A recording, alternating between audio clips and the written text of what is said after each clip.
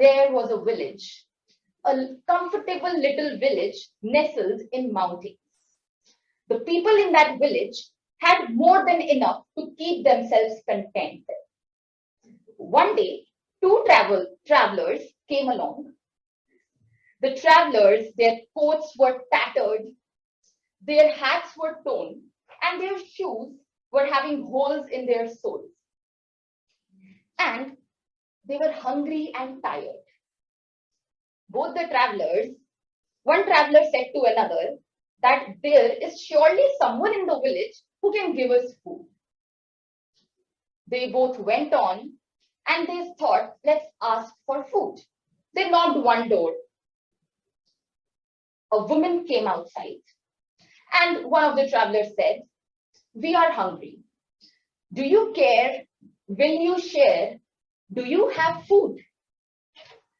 And the woman squinted her eyes and said no, and slammed the door. And that's when they were surprised. They said, okay, that was rude. They went on to the next door, they knocked the door, and a little child come outside. And they said, do you have food? Do you care? Will you share? Do you have any food? We are hungry. And the little boy was surprised to see, and he looked inside towards his parents, and they said, say no. And the little boy moved here, and he said, no, we don't have food. And he also shut the door. And similarly, it went on from door to door that both the travelers were searching and hunting for food, that someone would share the food because they are hungry. And it's not their place. They are the travelers. They have nobody around there. They have no money. How can they buy food? They were just looking for a helping hand. And that's when the little child, the story, what's happening in that home, the little child asked their parents, why we didn't help the travelers? They were hungry. Parents said that we have very less food. What if we share and there is nothing left for us? We have to keep everything just for us. They were insecure that if we share, we might run out of our food and we might not have anything for us. Both the travelers moved the entire village in search of food, and they didn't get little something to feed their stomach. That's when they decided that this village and the people here are insecure for no reason. And even if they have food, they must be eating something, right? And they have nothing to share with us. They were really surprised. And that's when both the travelers decided to make a soup. And they called it a stone soup. And we call this story a stone soup story. They shouted.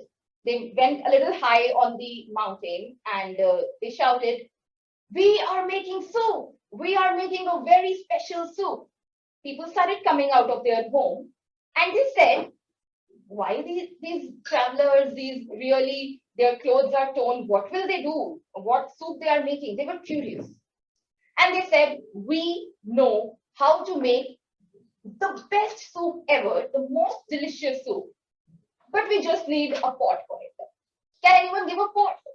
But people were really excited because they were really curious to know how the soup will taste, because he's saying the soup is very delicious. One man came out and he made a big, gigantic black pot. Both the travelers added the fire, put the pot there, and put some water in there. The steam started coming out, and all the villagers started coming and started gathering around the pot, to just being curious, what is this? Which soup they are making? And travelers keep saying, this is a magical soup. We have a magical ingredient to add to this soup. And all the villagers were curious to know what it is. And one of the travelers picked a stone from the floor, and a random ordinary stone, and put it in the soup and said, this is the stone. It is a stone soup. It will taste delicious, but we just need a carrot. Can someone bring carrot? And the other traveler said, but they all said that they don't care They won't share and they don't have any food. One little girl ran to her home and got the carrot and said, I have carrot. They put the carrot in the pot and then they said, the soup we are making will be more delicious if we have potato. The other man ran to his home and got potato and said, oh wow, even we are very excited to taste this soup. Take this potato and put it in. He said, okay, bring what you got, put it in the pot. We are making stone soup. And similarly, all the villagers went to their home. Some got broccoli, some got coriander, some got tomatoes, green peas, and whatnot. All the vegetables were there in the pot.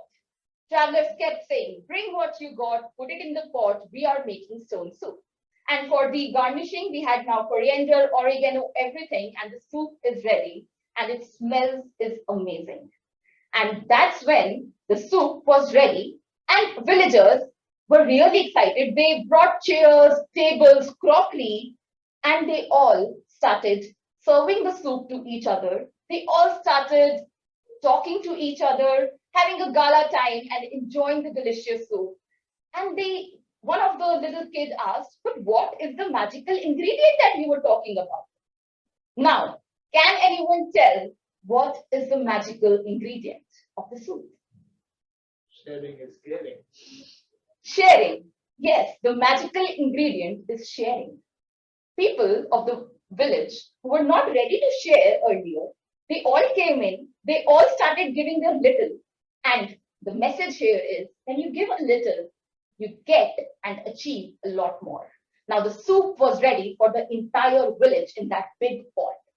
And all the villagers who never used to talk to each other, were very rude, were very insecure that we have very less money, we are not that rich, we don't have money or enough with us. But that is enough. That little that they have is enough to get together, have a gala time, and that the travelers moved out of village, but the village turned from a sad village to a very happy village, and they all used to have gala time in the evening, sharing and caring for each other. Well, this was the first story, and it is a traditional folktale story, and it gives the message. Any thoughts that anyone wants to share quickly before we move ahead with the first section of the meeting, that is prepared speeches section? Any thoughts from the virtual audience or the audience here? Any key message? Perhaps I can share, and I think Yes, it resonates a lot, and I think the whole theme and the story, beautiful story also shared. Not only the interesting story, but also the way you narrated was amazing.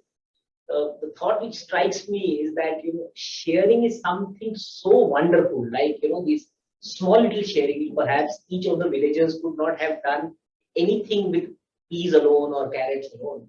But once you put it together, it becomes so wonderful. And in that sense, what strikes me a lot, that very often we have seen that when we share, our happiness multiply and our sorrows divide. But still we are so hesitant to share. I think this is a conundrum which perhaps we need to all look inwards and try and resolve, that we can really multiply our happiness and divide our sorrows by sharing.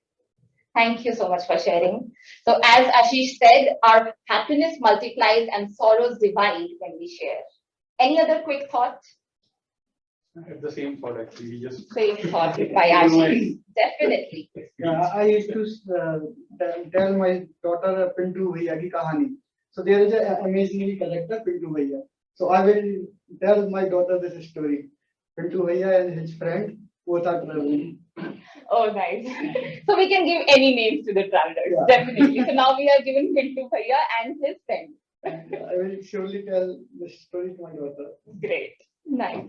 And thank you for your patience to listen this, even if you... Now, before we go ahead and listen to the remaining two speeches, let's talk more about sharing is caring.